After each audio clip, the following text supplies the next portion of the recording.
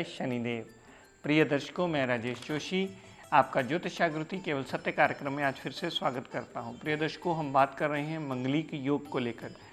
कल मैंने आपको विस्तृत जानकारी दी थी मेष लगन की कुंडली में कि किन किन भावों में मंगल के बैठे होने से मंगलिक योग कंसिडर नहीं होता, वो ऑटोमेटिकली ही भंग हो जाता है, क्योंकि उस लगन की कुंडली में मंगलिक कंसिडर इसलिए नहीं कर सकते क्योंकि मंगल उस लगन कुंडली का एक सबसे योग कारक ग्रह है। आज विस्तृत जानकारी को आगे बढ़ाता हुआ बात करते हैं टॉरस लगन की यानी वृष लगन की कुंडली में, जिसमें मंगल अलग अलग भावों में होने से क्या मंगलिक कंसिडर किया जा सकता है या नहीं किया जा सकता, ये ध्यान से इस बोर्ड के माध्यम से आप कृपया समझ लीजिए। दर्शकों, वृष लगन की कुंडली में अगर लगन में ही मंगल देवता पड़े हों तो यहाँ भी ये मंगलिक योग के अंडर नहीं आते हैं। इसका सबसे मुख्य कारण ये है कि मंगल की 7वीं दृष्टि जो अपने भाव पर यानी 7वें भाव दाम्पत्य सुख पर पड़ती है, वहाँ पर पड़ने से वो मैरिड लाइफ को डिस्टर्ब कभी नहीं होने देंगे, मैरिड लाइफ को स्टेबल करने में सदैव सहायक सिद्ध होंगे। क्योंकि पराशरी सिस्टम में एक चीज़ लिखी जाती है कि ग्रह कहीं से बैठकर अगर अपने घर को देखता हो तो वो अपने घर को सदैव बचाता है, अपने घर पर कभी भी कोई भी दिक्कत परेशानी नहीं आने देता, सिर्फ उसमें डिग्री वाइज थोड़ा सा बलाबल होना अति आवश्यक है। तो मंगल का इस लगन कुंडली में लगन में बैठे होने से जितना प्रभाव 7वें भाव पर आता है, वो 7वें भाव पर डाली हुई मंगल देवता की दृष्टि 7वें भाव को मजबूत करने में सदैव सहायक सिद्ध होती है। तो विवाह स्थान जैसे ही मंगल की दृष्टि ओन साइन पर पड़ने से स्टेबल होगा तो मंगलिक योग लगन में पड़े होने से कंसिडर नहीं होगा। प्रिय दर्शकों, नेक्स्ट बात करते हैं कि अगर इसी लगन कुंडली में मंगल चौथे भाव में सिंह राशि का पड़ा हो, यहां पर पड़े होने से मंगल की चौथी दृष्टि जो 7वें भाव पर पड़ी, ये दृष्टि भी स्वग्रही मानी जाती है, क्योंकि मंगल अपने घर को बैठा देख रहा है। जैसा मैंने अभी आपको कुछ देर पहले कहा कि अपने घर को जो भी ग्रह कहीं से देखे उसे सदैव स्टेबल रखता है, उसे कभी भी बिगड़ने नहीं देता।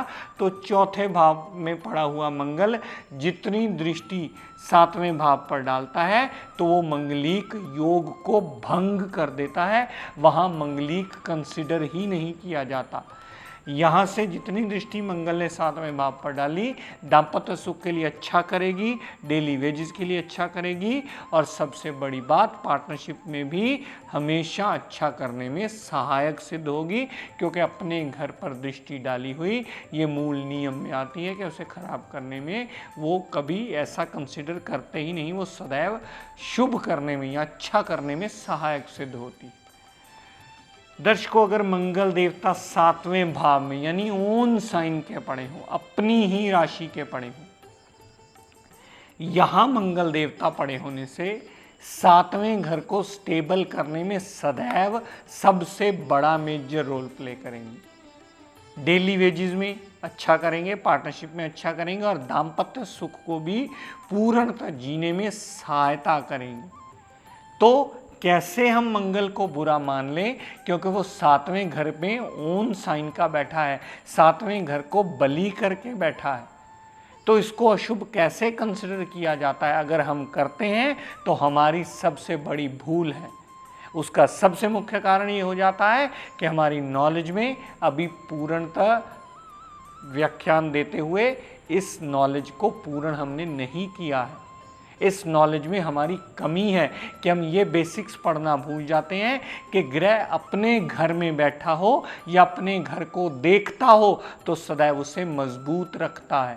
तो अगर 7वें घर में ओन साइन का यानी स्व राशि का मंगल पड़ा हो तो वो सदैव उसे बली रखेगा और इसमें मंगलिक योग कंसिडर नहीं होगा। इसके श्लोक आप पंचांग तक में भी पढ़ सकते हैं और कोई भी कैंसलेशन की बुक बाजार से परचेज कर सकते हैं, यूनिवर्सिटी की ऑथेंटिक बुक भी 50 से परचेज करके पढ़ सकते हैं। उसमें भी स्वग्रही मंगल को मंगलिक भंग योग में ही लिखा जाता है। दर्शकों, अगर मंगल 8वें भाव में पड़ा हुआ, यहां मंगलिक योग कंसिडर होगा। क्यों होगा? क्योंकि फिजिकल बॉडी का कारक होकर के वो 8वें भाव में आ गया है, जो कि गलत भाव माना जाता है। 8वें भाव में आने से वो मैरिड लाइफ में डिस्टर्बेंस भी देगा, मेंटल पीस भी डिस्टर्ब करेगा, हेल्थ में भी प्रॉब्लम देगा, पार्टनरशिप में भी प्रॉब्लम देगा, डेली वेजेस में भी प्रॉब्लम देगा, वो हर तरफ से दिक्कत परेशानियां देता ही मिलेगा। तो 8वें भाव में अगर मंगल पड़ा हो तो इस टॉरस लगन की कुंडली में मंगलिक कंसिडर किया जा सकता है और पूर्णतः जातक मंगलिक होता है। दर्शकों, मान लीजिए मंगल 12वें भाव में पड़ा है, यानी अपनी ही मूल त्रिकोण राशि मेष में पड़ा है। यहां भी मंगलिक योग कंसिडर नहीं होगा, क्योंकि अपने भाव में पड़ा होने से अपने भाव पर जो दृष्टि डालता है तो उसे सदैव स्टेबल करने में सहायक सिद्ध होता है। तो कैसे मंगलिक को आप अशुभ कंसिडर कर सकते हो? टॉरस लगन की कुंडली में लगन में चौथे भाव में, 7वें भाव में और 12वें भाव में मंगल अगर पड़ा होगा तो मंगलिक कंसिडर ही नहीं होगा, क्योंकि उसकी सीधी दृष्टि जो 7वें भाव पर पड़ती है, 7वें भाव को मजबूत करने में, 7वें भाव को बली या स्टेबल करने में सदैव सहायक सिद्ध होगी। तो कैसे हम मंगल को बुरा कंसीडर कर सकते हैं? इसका मतलब हमारी नॉलेज में ही कहीं ना कहीं कमी है, हमने शास्त्रों को पूर्णतः नहीं पढ़ा। मंगल सिर्फ 8वें भाव में बुरा कंसीडर होगा, मंगलिक सिर्फ कंसीडर 8वें भाव में किया जाएगा। लेकिन अगर 8वें भाव में पड़ा हुआ मंगल भी अस्त अवस्था में आ गया, 8वें भाव में पड़ा हुआ मंगल भी 0 डिग्री का हो गया, 8वें भाव में पड़ा हुआ मंगल भी बृहस्पति से कहीं दृष्ट हो गया, 8वें भाव में पड़ा हुआ मंगल भी 29 डिग्री चला गया, तो मंगलिक कैंसल 8वें भाव में भी होगा। 8वें भाव में पड़ा हुआ मंगल भी मंगलिक योग की कंसिडरेशन में नहीं आएगा। मंगलिक सिर्फ इसलिए देखा जाता है कि इस लगन कुंडली में वो पाप प्रभाव कितना लेकर के बैठा है और 7वें भाव पर उसका कितना बुरा प्रभाव पड़ रहा है, कितना अलगाववादी दृष्टि वो 7वें भाव पर डाल रहा है, जिसकी वजह से वो 7वें भाव को खराब करेगा या वैवाहिक सुख को खराब करेगा। लेकिन अगर वही ग्रह 7वें भाव को बचाने वाला हुआ तो सबसे उत्तम फल वो 7वें भाव को बचा करके ही देगा। एक एग्जाम्पल समझ लीजिए प्रिय दर्शकों, क्योंकि हमारे पंजाबी में एक कहावत कहते हैं कि माँ हरेक लिए बादी नहीं होंगे, हरेक लिए स्वादी नहीं होंगे। मतलब चीज़ वही होती है, लेकिन पर्सन टू पर्सन वेरी करने से उस चीज़ के मायने बदल जाते हैं। अगर चाकू एक गुंडा लेकर के रास्ते में खड़ा है तो वो अशुभ माना जाएगा, वो दिक्कत परेशानी का कारक माना जाएगा। अगर वही चाकू एक गृहिणी इस्तेमाल करती है, सब्जी काटने में, अपने घर का खाना बनाने में इस्तेमाल करती है, वही चाकू शुभता में आ जाता है। अगर वही चाकू सीजर सर्जरी के रूप में किसी डॉक्टर के हाथ में पकड़ा हुआ है तो बंदे का ऑपरेशन करके वो सबसे बड़ा जीवन का रक्षक करने में मददगार सिद्ध होगा। अब चाकू तो वही है, लेकिन पर्सन टू पर्सन वेरी करने से वो मायने बदल देता है। अगर एक बंदूक किसी आतंकवादी के पास है, वो मारने के काम आती है, और किसी फौजी के पास बंदूक पकड़ी हो तो वही बंदूक देश को बचाने के काम भी आती है। पुलिस वाले के हाथ में पकड़ी हो तो समाज को बचाने के काम आती है। अब बंदूक तो वही है, लेकिन उसकी consideration person to person vary करती है, बिल्कुल इस मंगल ग्रह की तरह कि हम ये देखना भूल जाते हैं कि मंगल अपने घर को देख रहा है, क्या मंगल कुंडली का योग कारक ग्रह है और मंगल में बलाबल कितना है। जब हम यहाँ कंसिडरेशन नहीं कर पाते तो वो हमारी सबसे बड़ी भूल होती है, वहाँ हमारी कैलकुलेशन में मिस्टेक होनी शुरू होती है, वहाँ फिर वो बात शास्त्र सम्मत नहीं रहती। बहुत सारे लोग कह देते हैं कि जी हम तो इसे नहीं मानते। मनवाना हमारा काम नहीं है, हमारा काम सच के तथ्य को सामने लाना है। मानना न मानना आपकी अपनी मर्जी है। आपने खुद स्वयं तथ्य देखने हैं कि क्या एक अस्त पड़ा हुआ ग्रह आपको नेगेटिव रिजल्ट देगा। क्या 0 डिग्री पर पड़ा हुआ ग्रह आपको अच्छे या बुरे रिजल्ट देने के काबिल बना? क्या 29 डिग्री पड़ा हुआ ग्रह या ओन साइन का पड़ा हुआ ग्रह या उच्च का पड़ा हुआ मंगल जब वो बाध्य हो गया है अच्छा करने के लिए या बलहीन हो गया है किसी किस्म के रिजल्ट ना देने के लिए, तो आप उसे बुरा कैसे कह सकते हैं? अगर आप उसे बुरा कहते हैं तो इसका मतलब आपका ज्ञान अभी अधूरा है, आपको कुंडली के ग्रहों के डिग्री वाइज बलाबल की जानकारी पूर्णता नहीं है। इसके बिना आपको कुंडली का विवेचन नहीं करना चाहिए। स्वग्रही दृष्टि होने से, मंगल देवता की 7वीं दृष्टि 7वें भाव पर पड़े होने से मंगलिक योग नहीं होगा। चौथे भाव में पड़े होने से जो चौथी दृष्टि 7वें भाव पर पड़े वो भी मंगलिक योग को कैंसिल करेगी। 7वें भाव में ओन साइन का यानी स्वग्रही मंगल होने से भी मंगलिक योग नहीं कंसिडर होगा। 8वें भाव में वह शुभ माना जाएगा, वहाँ मंगलिक योग कंसिडर होगा।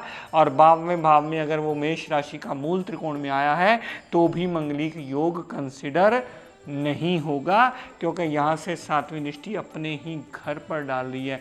यहाँ 7वें भाव पर जो 8वीं दृष्टि पड़ रही है वो 8वीं दृष्टि डाली हुई उस घर को मजबूत रखेगी, उस घर को बली रखेगी, उस घर को स्टेबल करने में सदैव सहायक सिद्ध होगी। तो मंगल देवता को अनायास ही बदनाम नहीं किया जाना चाहिए, उसकी प्रवृत्ति को समझना होगा, उसके कैरेक्टरिस्टिक्स को समझना होगा और विवाह करते समय उसकी इंपॉर्टेंस देखनी होगी। उसके बाद निर्णय करना होगा कि वो कुंडली में अगर 7वें भाव को बचाने के लिए बैठा है तो आप उसे बुरा कैसे कह सकते हो? अगर आप उसे बुरा कहते हो तो इसका मतलब ये हुआ कि आपकी जानकारी अधूरी है और उसमें कमी है। उसका बलाबल अवश्य देखिए, उसकी स्थिति अवश्य देखिए, इस कंप्लीट चीज़ को एनालाइज करने के बाद ही निर्णय कीजिएगा कि वो मंगलिक जातक बना या वो मंगलिक योग से कोसों दूर है। तो मंगल इतना बुरा नहीं है, कुंडली में कारक मारक कितना है वो एक अलग बात है। 7वें भाव से उसका क्या कनेक्शन है, 7वें भाव पर वो कैसा प्रभाव लेकर के बैठा है, ये एक अलग विषय है। इन दोनों को जब हम मिक्स कर देते हैं तब हमारी प्रॉब्लम शुरू होती है। ये दोनों अलग अलग चीज़ें हैं। तो प्रिय दर्शकों, आज का टिप ऑफ द डे आपको देता हूँ, नोट कर लीजिए। बहुत सारे जातक मिलने आते हैं, बहुत सारी गृहिणियाँ मिलने आती हैं। अक्सर बहुत सारे लोग आके कंप्लेंट करते हैं कि हमें स्किन की प्रॉब्लम रहती है, स्किन पे चटाक हो जाते हैं, दाग हो जाते हैं, छैयाँ आ जाती हैं, ऐसी चीज़ें अक्सर आ जाती हैं। आजकल एटमॉस्फेयर भी कुछ ऐसा चल रहा है जिसकी वजह से ये प्रॉब्लम्स अक्सर गृहिणियों को आ जाती हैं या आम जातकों में देखी जाती हैं। तो उन सब के लिए, क्योंकि हमारी स्किन जो है वो बुध देवता के अंडर आती है, बुध देवता उसके कारक माने जाते हैं स्किन के। तो अगर हर जातक जिसको स्किन की कोई भी किसी किस्म की प्रॉब्लम हो, वो हर जातक तुलसी का एक पत्ता सुबह खाली पेट अगर ले लेता है तो स्किन की जितनी मर्जी बड़ी प्रॉब्लम हो वो ठीक होकर के जातक का जीवन यापन आसान करने में मददगार ज़रूर सिद्ध होती है। क्योंकि तुलसी का पत्ता दुनिया की सबसे बड़ी एंटीबायोटिक्स में गिना जाता है और इसका कभी किसी को कोई भी साइड इफेक्ट नहीं होता। एक सादा तुलसी का पत्ता धो करके सुबह खाली पेट अवश्य ले लीजिए, उसके आधे घंटे बाद तक कुछ मत खाइएगा, हाँ पानी पी सकते हैं 1 गिलास। तो प्रिय दर्शकों, आज अपनी वाणी को यहीं विराम देता हुआ हम सब के लिए मंगल कामना करता हुआ शनिदेव से ये प्रार्थना करता हूँ कि हे शनिदेव हम सब पर अपनी कृपा दृष्टि दया दृष्टि सदैव बनाए रखें। जय शनिदेव।